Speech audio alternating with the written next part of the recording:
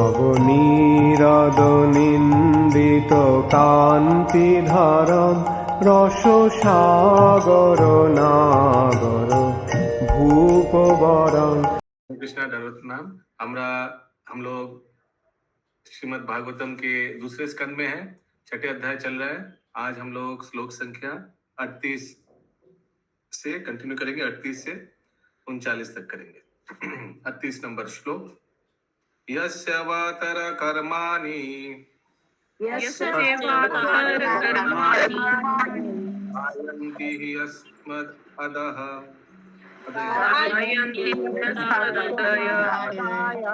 नयं विदन्ति तत्त्वेन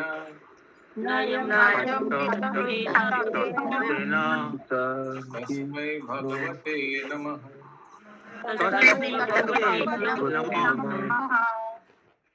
ये सुषमा जायसवाल माता जी।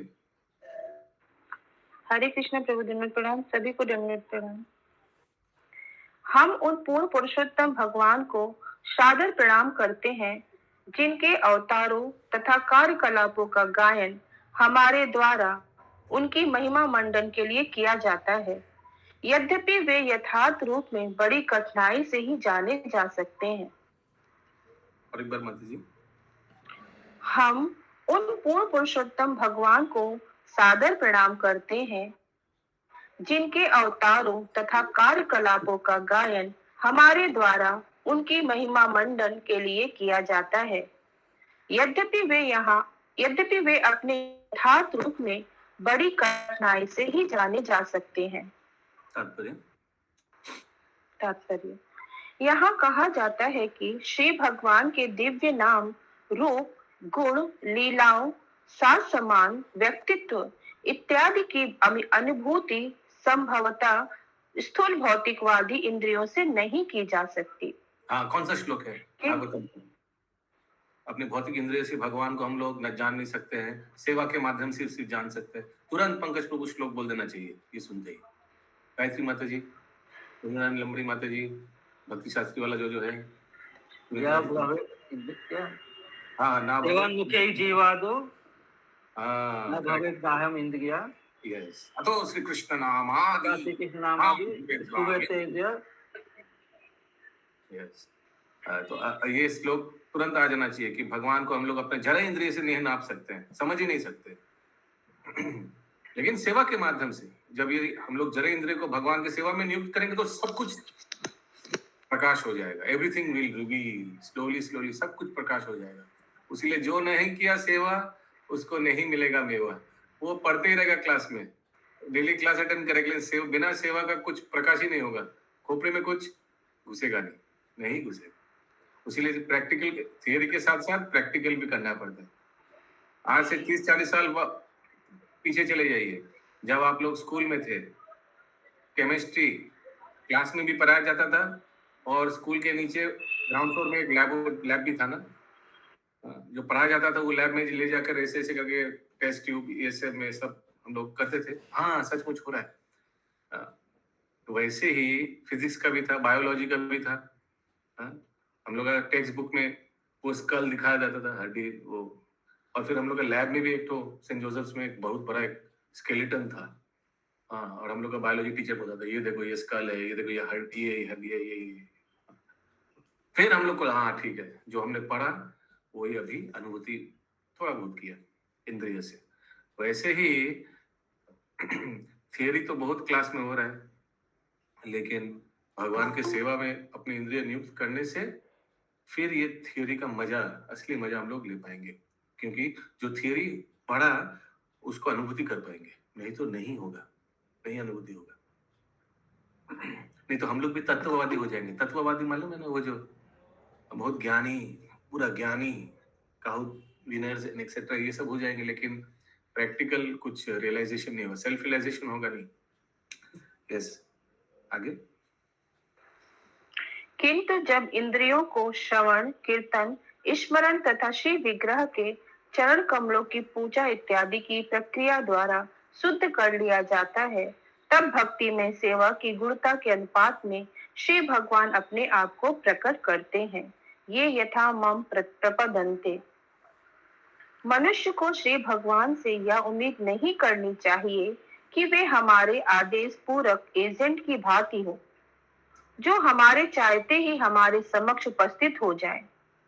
हमें ब्रह्मा, नारद जी तथा अन्य आधिकारिक शिक्षा शिष्य परंपरा के हमारे पूर्वगामियों द्वारा दिखाए गए पद का अनुगमन करते हुए निर्दिष्ट भक्ति कार्यों को संपन्न करने के लिए तत्पर रहना चाहिए।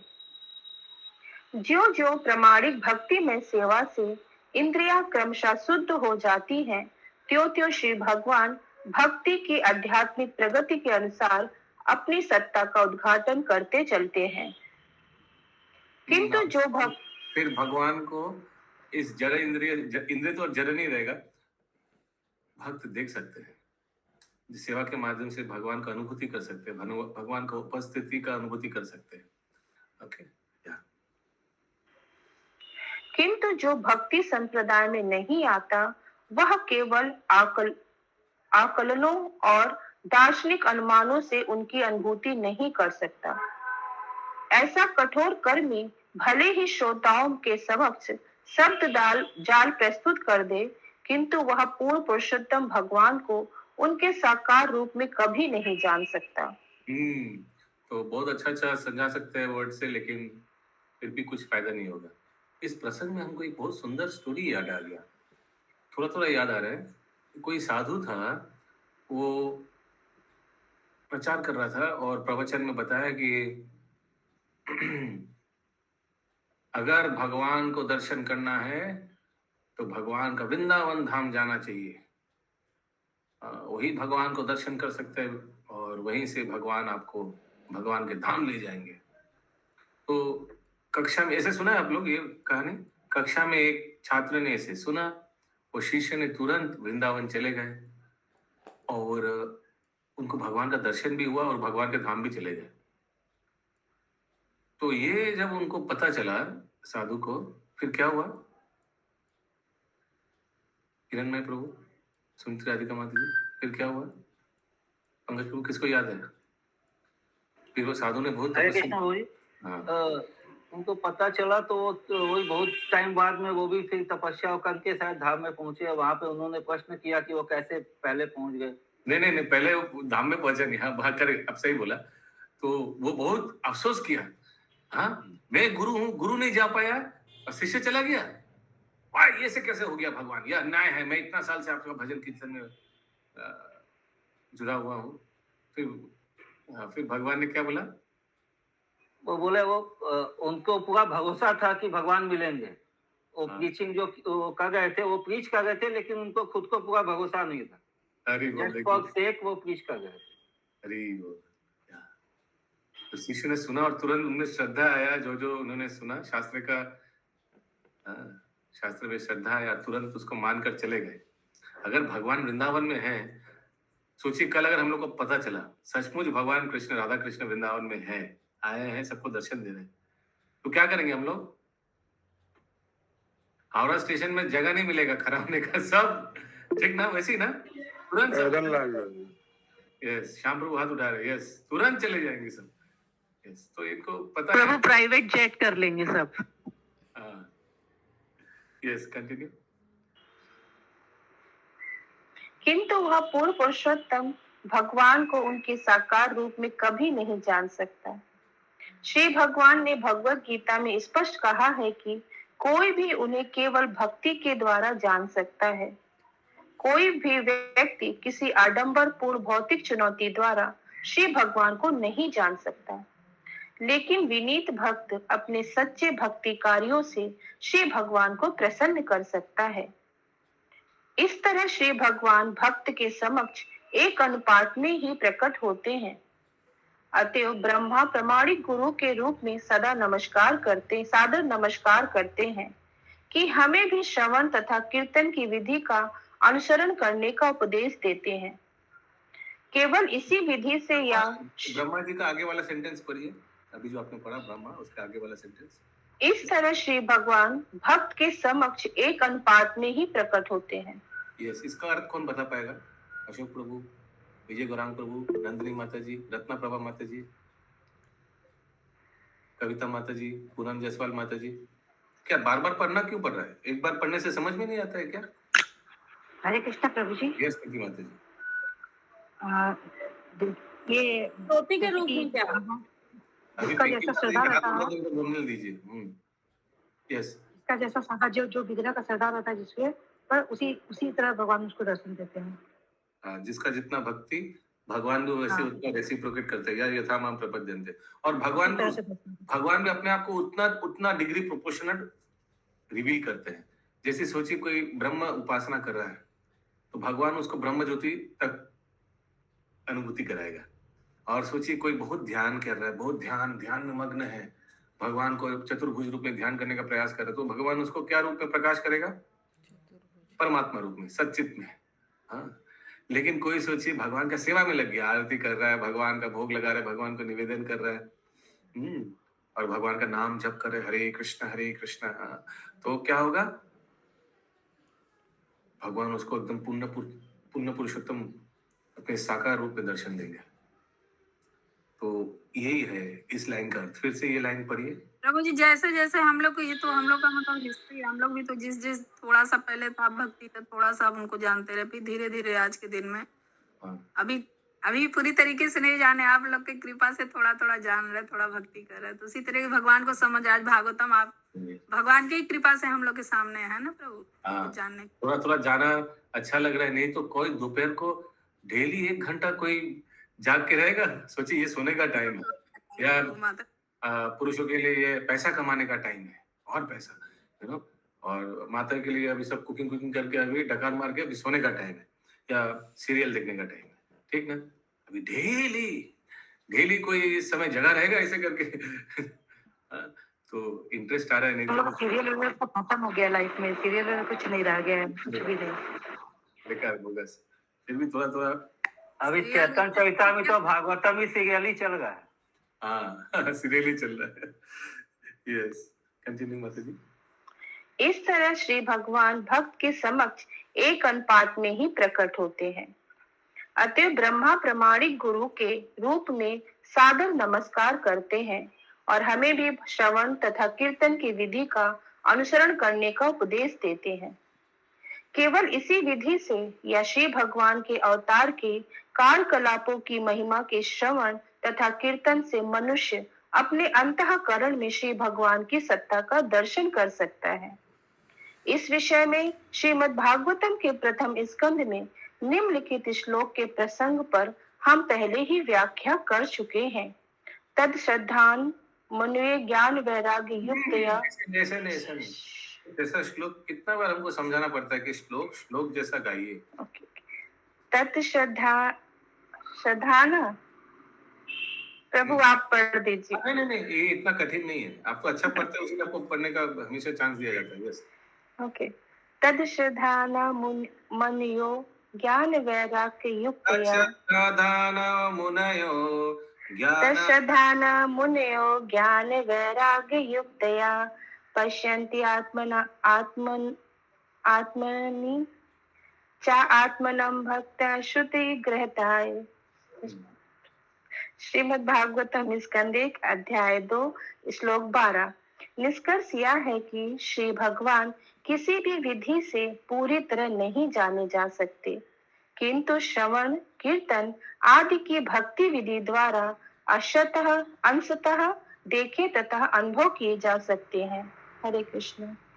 But he can be seen and felt partially by devotional service process of hearing and chanting. भगवान का नाम जप कर और भगवान का कथा श्रवण करते करते अशोक प्रभु बहुत बार ऐसे परिस्थिति आएगा जीवन में जहाँ अनुभूति होगा कि ये तो भगवान ने पूरा कर दिया, एकदम 100% you will be confirmed. Krishna ने कहा था, जैसे वो हैंड्स ऑफ गॉड था ना, हैंड्स ऑफ गॉड के बारे में किसको मालूम है? शंभू प्रभु को मालूम होगा। शंभू प्रभु है क्या? हाँ, हैंड्स ऑफ गॉड के छिलो कौन फुटबॉल प्लेयर छिलो हैंड्स ऑफ गॉड? পেলে हाँ, चाराकोना ना माराडोना। हाँ, মারাদোনা বলেছি আমি। हाँ, तो माराडोना वो करके हैंड्स ऑफ गॉड। हाँ, तो वैसे एग्जैक्टली, हाँ। भगवान का हाथ भक्त को दिखाई देगा। अरे माय गुडनेस, हाँ, कि हिरण्मयी प्रभु ऐसा होता है, you can see hands of God. वो भक्त वो समझ जाएगा एकदम hands of God, he can see hands of God clearly. Yes, आज के अंतिम श्लोक 39 नंबर श्लोक। स साद्य पुरुष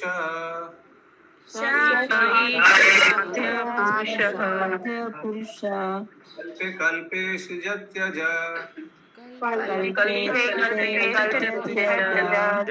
आत्मत्मानात्मनम्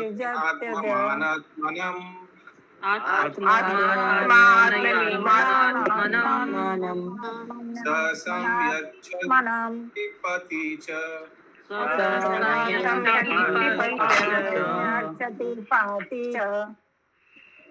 वे परम आदि भगवान श्री कृष्ण प्रथम अवतार महाविष्णु के रूप में अपना विस्तार करके इस व्यक्त जगत की सृष्टि करते हैं, किंतु वे अजन्मा रहते हैं, फिर भी सृजन उन्हीं में होता है, और भौतिक पदार्थ तथा अभिव्यक्ति भी वे ही हैं।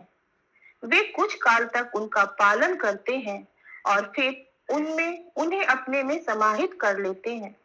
हाँ, फिर से पढ़िए, ध्यान से सुनिएगा, एकदम आप लोग कल्पना कीजिएगा क्या होता है। ये तीन वे जो अवतार है, कारणोदक्ष विष्णु, गर्भोदक्ष विष्णु और क्षीरोदक्ष विष्णु और ब्रह्मा विष्णु महेश्वर, एकदम आपको अच्छा से रोल पता चल जाएगा। फिर से पढ़िए स्लोली। वे परम आदि भगवान श्री कृष्ण प्रथम अवतार महाविष्णु के रूप में अपना विस्तार करके इस व्यक्त जगत की सृष्टि करते हैं, किंतु वे अजन्मा रहते हैं, फिर भी सृजन उन्हीं में होता है, और भौतिक पदार्थ तथा अभिव्यक्ति भी वे ही हैं। कुछ काल तक उनका पालन करते हैं और फिर उन्हें अपने में समाहित कर लेते हैं। तात्पर्य, यह सृष्टि श्री भगवान से अभिन्न है, फिर भी वे सृष्टि में नहीं है। श्रीमद् भगवद गीता अध्याय 9 श्लोक 4 में इसकी व्याख्या इस प्रकार की गई है। मया तद्विदं सर्वं जगत व्यक्त मूर्तिमान। मया ततम् इदं सर्वं, ऐसे करके मया तद्विदं सर्वं जगत व्यक्त मूर्तिनाम। मया मतिस्थानि सर्वभूतानि न चाहं ते स्वस्थिता। परम सत्य की निर्विशेष अवधारणा भी श्री भगवान का एक रूप है, जिसे अव्यक्त मूर्ति कहते हैं। मूर्ति का अर्थ है रूप, लेकिन चूंकि हमारी सीमित इंद्रियां उनके निर्विशेष रूप का वर्णन नहीं कर पाती, अतः वे अव्यक्त मूर्ति है, और इसी अव्यक्त रूप में समस्त सृष्टि स्थित है। अथवा दूसरे शब्दों में समस्त सृष्टि ही साक्षात श्री भगवान है, और यह सृष्टि उनसे अभिन्न भी है, किंतु साथ ही आदि भगवान श्री कृष्ण के रूप में वे सृजित जगत से पृथक हैं। निर्विशेषवादी श्री भगवान के निर्विशेष रूप पर बल देते हैं और श्री भगवान के आदि व्यक्तित्व पर विश्वास नहीं करते, किंतु वैष्णव जन श्री भगवान के आदि स्वरूप को स्वीकार करते हैं, जिनका निर्विशेष रूप अनेक रूपों में से केवल एक रूप है। श्री भगवान की साकार तथा निर्विशेष अवधारणा साथ साथ पाई जाती है, और श्रीमद् भगवद गीता तथा श्रीमद् भागवतम दोनों में तथा अन्य वैदिक शास्त्रों में इस तथ्य का स्पष्ट वर्णन हुआ है। हरे कृष्णा। सब कोई प्रश्न नहीं पूछ रहे? सब सो रहे क्या? फिर से वो एक्सरसाइज करना पड़ेगा। नहीं प्रभु से क्या है, वो तो इतना इंटरेस्टिंग लगता है प्रभुपाद का परपोर्ट, लेकिन हम देखते हरे कृष्ण प्रभु। यस, हरे कृष्ण। নির্বিশেষবাদীরা ভগবানের নিরাকার রূপের উপর জোর দেয়, কিন্তু তারা সবিশেষ আদি রূপে বিশ্বাস করে না।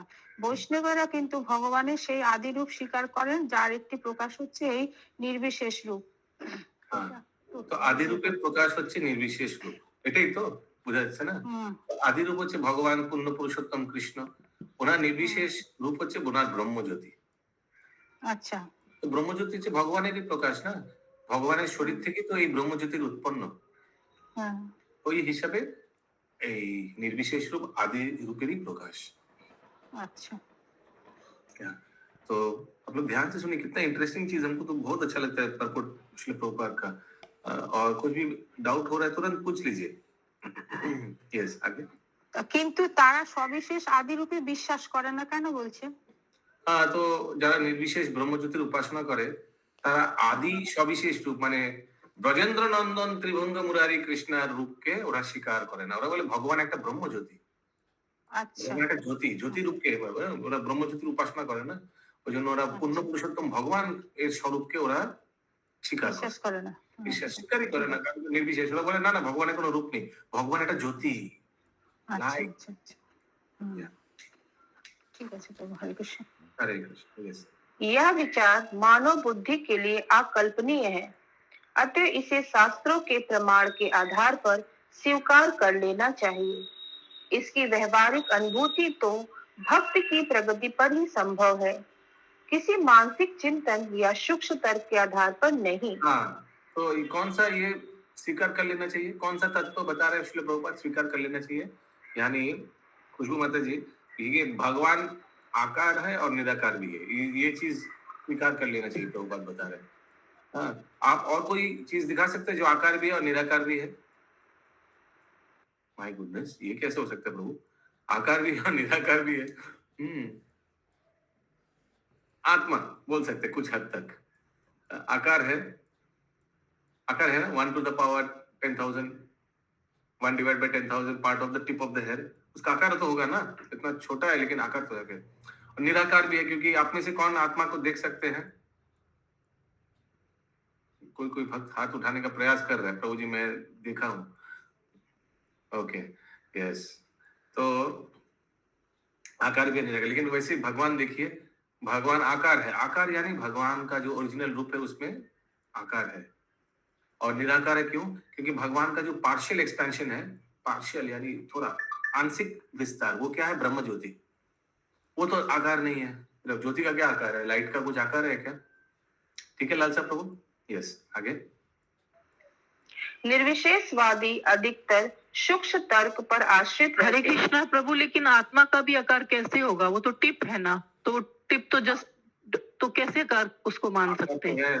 जब उसको उसका साइज दिया हुआ है, साइज मींस डायमेंशन, साइज दिया हुआ है ना, साइज दिया या नहीं है दिया हुआ है शास्त्र में?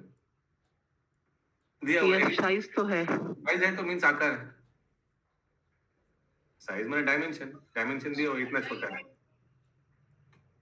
या आगे। निर्विशेषवादी अधिकतर सूक्ष्म तर्क पर आश्रित रहते हैं, अतः वे आदि भगवान श्री कृष्ण के विषय में सदैव अंधकार में रहते हैं। उनकी कृष्ण विषयक अवधारणा स्पष्ट नहीं हो पाती।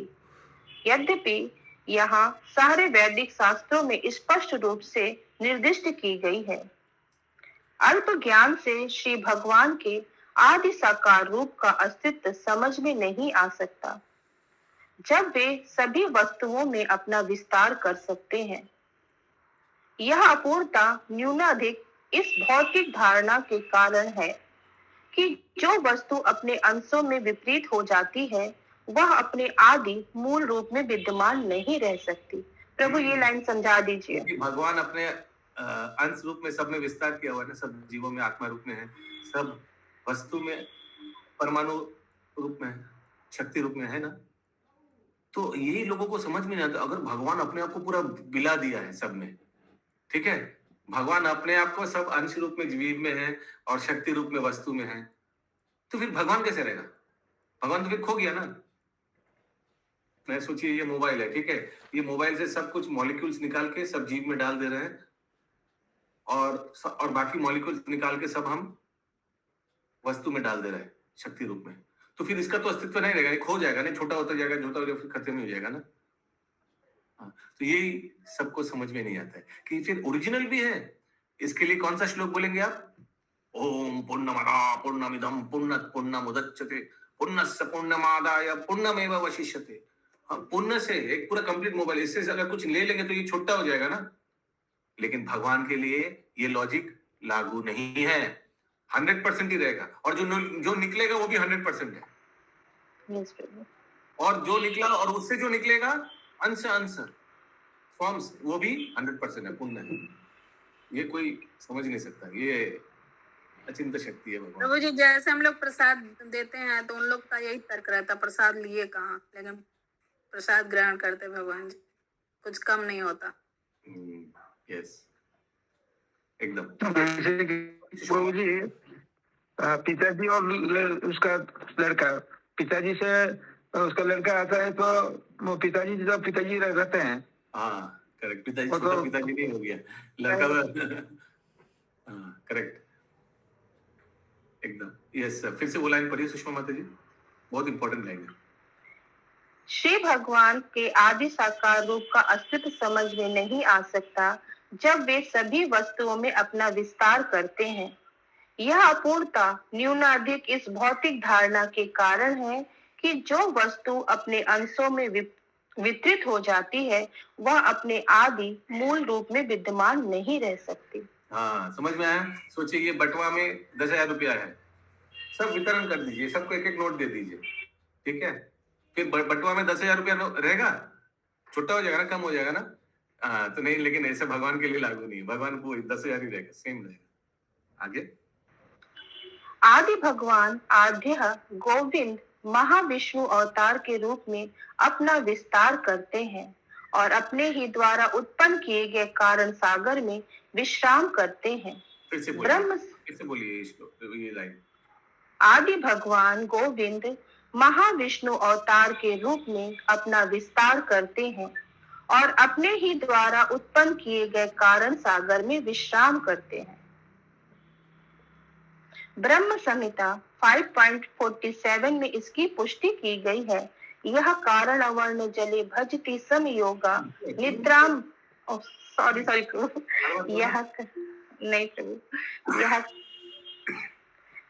यह कारण वर्ण जले भजति समयोगः निद्रामनंत जगदंड सरोम कूपा आधार शक्ति वलम परम समूर्ति गोविंदमादि पुरुषम तम हम भजामि। ब्रह्म संहिता में ब्रह्मा कहते हैं, मैं आदि भगवान श्री गोविंद की पूजा करता हूँ, जो अपने पूर्णांश महाविष्णु के रूप में कारण सागर में शयन करते हैं और जिनके दिव्य शरीर के रोम कूपों से समस्त ब्रह्मांड उत्पन्न होते हैं और जो शाश्वत योग निद्रा ग्रहण किए रहते हैं। अतः ये महाविष्णु इस सृष्टि के प्रथम अवतार हैं। तो कितना अच्छा एकदम महाविष्णु योग निद्रा में है ऐसे करके, और उनके रोमकोप से ब्रह्मांड सृष्टि हो रहा है और कुछ कुछ ब्रह्मांड प्रलय भी हो रहा है, वो अपने आप होते जा रहा है, और भगवान महाविष्णु एकदम योग निद्रा में कारण सागर में लेटे हुए। यस, अतः ये महाविष्णु इस सृष्टि के प्रथम अवतार हैं और उन्हीं से सारे ब्रह्मांड उत्पन्न होते हैं। तथा प्रथम अवतार है माने प्रभु जी, 10 अवतार में प्रथम अवतार है? नहीं, इसका अर्थ क्या है? प्रथम क्या होता है? विस्तार। प्रथम क्या होता है? चैट बॉक्स में लिखिए, प्रथम क्या होता है, कौन बता पाएगा? चैट बॉक्स में लिखिए जिनको आंसर मालूम है। ये महाविष्णु प्रथम क्या होता है? प्रथम लिखा हुआ, प्रथम अवतार लिखा है, प्रथम क्या होता है? इतना इजी। प्रथम पुरुष अवतार है, पुरुष अवतार है। महाविष्णु या कारणोदक्षाय विष्णु, दूसरा गर्भोदक्षाय विष्णु, तीसरा क्षीरोदक्षाय विष्णु। प्रथम अवतार महाविष्णु कैसे प्रथम अवतार हो गए? प्रथम पुरुष अवतार, एकदम इजी है। जय शशि माता जी की जय, जनरल वार्ड की जय। जनरल वार्ड में कितना को आपने चैंटिंग करवाया है? सब मुस्लिम है प्रभु जी। हरे कृष्णा धन्यवाद प्रणाम। हरे कृष्णा, अच्छा ठीक है। बहुत बुरे फंसे हैं हम।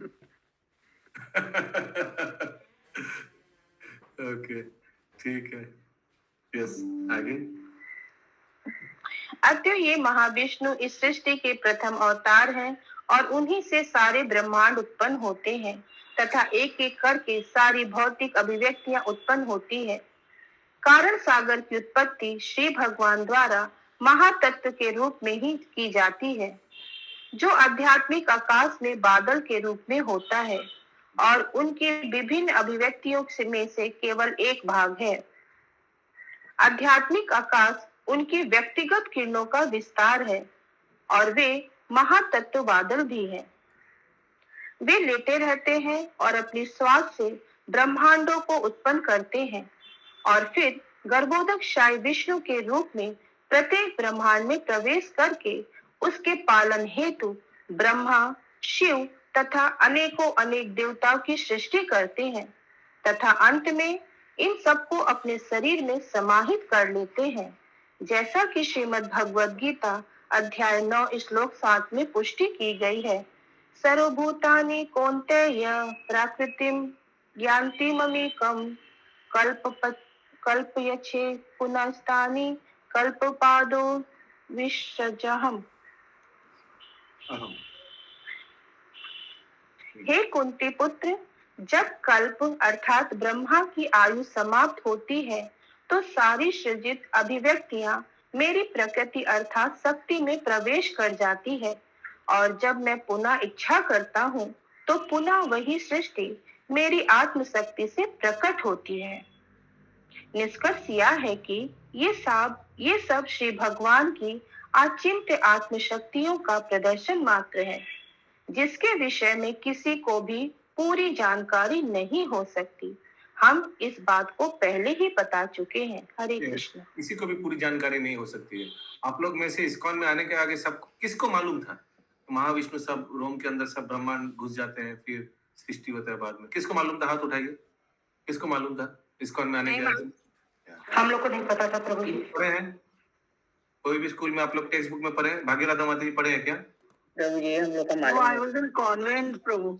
कॉलेज पूरे डायरेक्ट कॉलेज माता जी को डायरेक्ट कॉलेज। नहीं, कॉन्वेंट ছিলাম ওখানে তো এসব নেই। हाँ, तो किसी को मालूम नहीं। ये हम लोग को शास्त्र पढ़ के, श्रील प्रभुपाद के तात्पर्य पढ़ के सब कुछ हम लोग को क्लियर हुआ। किसी का कोई प्रश्न है?